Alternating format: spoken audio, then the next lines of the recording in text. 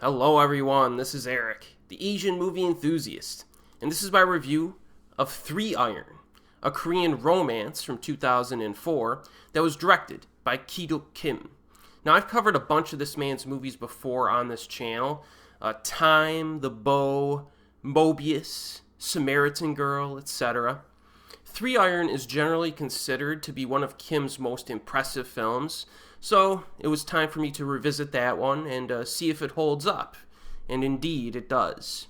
Now, a mysterious drifter named Tae-suk enters other people's lives as easily as he breaks into their unoccupied homes.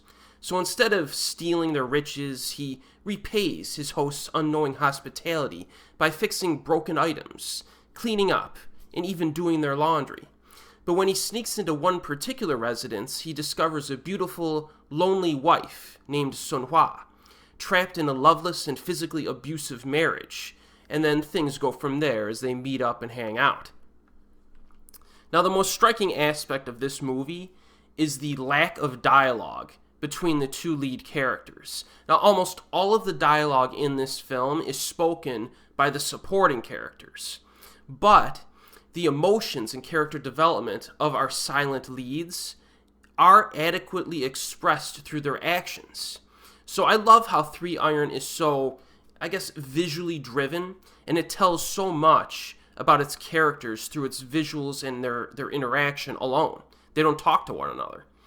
And so many movies, just in the history of film, going all the way back after the silent era, really rely on dialogue to explain everything to the viewer, which can feel lazy at times. There's a lot of times in films where I'll watch and I'm like, I don't need this person to be saying this right now. You know what I mean? Can you just trust that I'll get it if you just, explain it visually for me? And a lot of times visual storytelling feels more natural too. But, 3 Iron is an example of the exact opposite. And that's one of the reasons why this film pretty much blew me away the first time I had seen it, because I had never seen anything quite like this before. It's very unique in how it develops the romantic relationship on screen, and it's something we don't really see that often in contemporary films. And that aspect really kind of sets this movie apart. Of course, the avoidance of dialogue does appear in some of Kim's other films, most notably The Bow and Mobius. And there are lots of interesting little details in this film that I noticed after this recent viewing. For example, Tae-suk's methods of finding empty homes to live in for temporarily is pretty simple, but it's interesting. He basically posts advertisements on doors to a bunch of different houses and apartments, and then he walks around a few days later and he sees which apartments or houses still have the advertisements sticking on the front door. So basically the owner of the house, or like the person who's living in the residence, has not returned for a few days. So there's a pretty good chance that they won't return for a few days more. So he chooses that residence to kind of break into and live in for a while. Another little nuance is that, he likes to take pictures of himself in a family portrait within these homes that he goes into. And you'll see, like, in some cases, you have the family portrait, and it's all nice. Everybody's smiling and happy. But sometimes they'll show the family come back to the house from a vacation or something, and they're all just miserable people. I found that to be pretty amusing as well. So there's little details like that littered all over the place.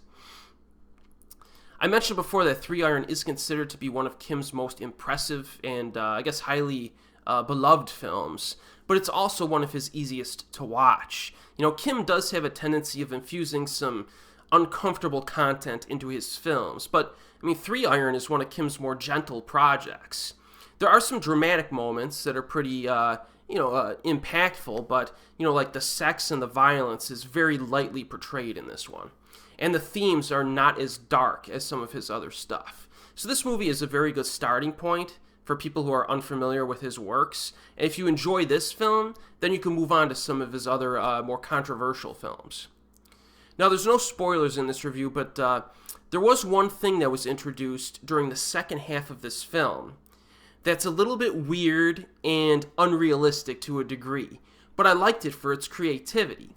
This movie is very creative in a variety of ways. If you've seen this film, you probably know what I'm talking about. It gets pretty weird, but in a charming way.